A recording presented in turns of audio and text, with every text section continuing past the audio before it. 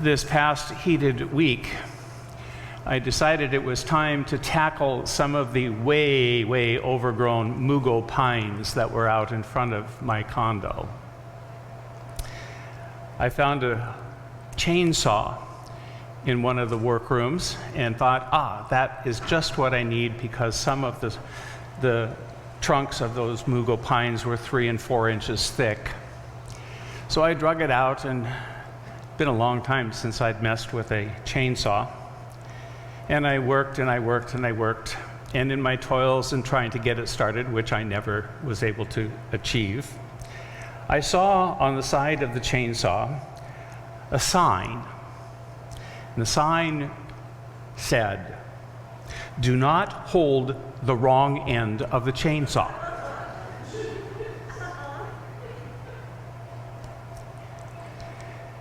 And that got me wondering. And I suppose it is to avoid all of the lawsuits and still be able to sell whatever product they are marketing, that many companies put warning labels on their goods. Another one that I found that was interesting was sleeping pills that have a sign, "May cause drowsiness," or an anti-diarrheal that says, "May cause constipation." Are you following the gist? But the one that I liked the best was the superhero costume that said, "This product does not enable flight or super strength." But despite the humor and irony in all of that, we live in a society that is totally market-driven. And some of it makes absolutely no common sense whatsoever. Which got me thinking, believe it or not, about this week's gospel. Because I think that there's times when all of us, and especially when congregations in this era of COVID and almost a post-Christian era, are wanting to sell Christianity, and to be able to sell it into a marketplace of competing ideas and ways of life becomes a big challenge. Yet when Christian mission is shaped toward that sell mentality, we have something here that you need, it more often than not becomes a low-cost and low-risk commodity. How else do we persuade others to receive the faith that we have received, if not by coming in at a lower and better offer than our neighbor? But is this Christian faith that we claim really a low-cost or low-risk endeavor? The gospel this week offers a challenge to a market-driven approach to Christian mission, and it is all wrapped up inside each of us. Jesus says, "Whoever comes to me and does not hate father and mother, wife and children, brothers and sisters, yes, and even life itself, cannot be my disciple. Whoever does not carry the cross and follow me cannot be my disciple." And those words have been sitting with me for more than just this past week of sermon preparation. I think of my relationship with my grandparents and my parents, my children, my partner. I think of the dining room set that belonged to my grandmother, and the chair and the ottoman that sits in my living room that belonged to my mother. I think of the people, the friendships that feed both my soul and my mind. I think of my home, the gift that I have been given of a place to live, a roof over my head, even if the mugo pines are growing wild. And yet I take Jesus' words to heart. his fierce call to follow him and to love him with my whole undivided heart. And so I carry some questions with me. These entanglements that twist through my life with the complexity, do they reveal the shape of a cross imprinted upon my life? All that I let enter in, and all that I choose, and all that I allow to pierce me, does it create a pattern of life that takes on the same configuration as the Christ who gave himself with such abandon to those whom he loved? That cruciform life, a life that seeks to follow the Christ whose path intersected so completely with our own, is not one that can be imposed upon us. It is a mystery that we can enter into only by choice, and that we must navigate with a spirit of discernment.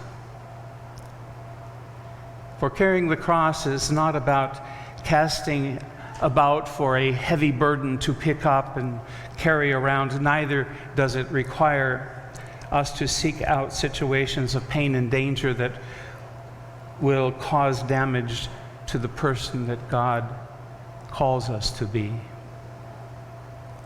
It's about seeking a pattern of life, a pattern that will open us most fully and authentically to the God who created us in our own particularities. The shape of the cross for me takes on the form of father, of grandfather, of friend, of pastor. And in all my particularities and all of my peculiarities will be different for me than it will be for you. For the things I need to let go of, to choose against, to turn away from in order to make space in me for Christ to enter to the center of my life, will be different for me than it will be for you.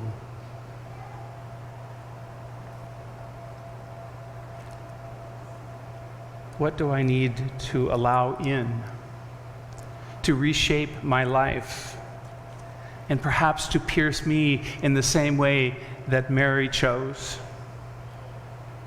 and that Jesus himself chose to be particular to my own way of life as well? For the gospel this week doesn't leave me with a lot of coherence, to be honest with you. What I have are more questions than answers. Those pieces that showed up at the drafting table called sermon this week, and how these pieces of the gospel sit with you each week. What are you allowing into your life right now? The people, the relationships, the possessions, the habits that entwine through your days. What shape do they make in your life? And amidst the complexities of your living, what configuration makes space for Christ to be the center, to be the source that creates something whole from all these pieces? Are these pieces you need to release or to turn away from?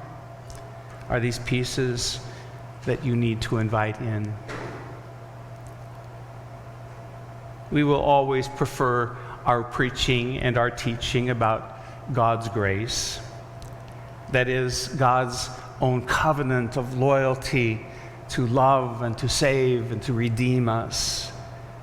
But we ought not neglect the covenant loyalty that is expected from us in return. Life in Jesus is not merely a transaction. It does not require a warning label. It is at heart a covenantal relationship. And no relationship lasts without loyal commitment and action. Because the one who calls and redeems us calls us into, in Bonhoeffer's words, costly discipleship, to Jesus' command of follow me. It is both a gift and a demand. So on this Labor Day weekend, as working men takes rest of his hammer, it is an opportunity for us in our Sabbath resting to consider not only the gift, but also the demand of Jesus' command to follow me. May Christ bless your path and be your path in these days. Amen.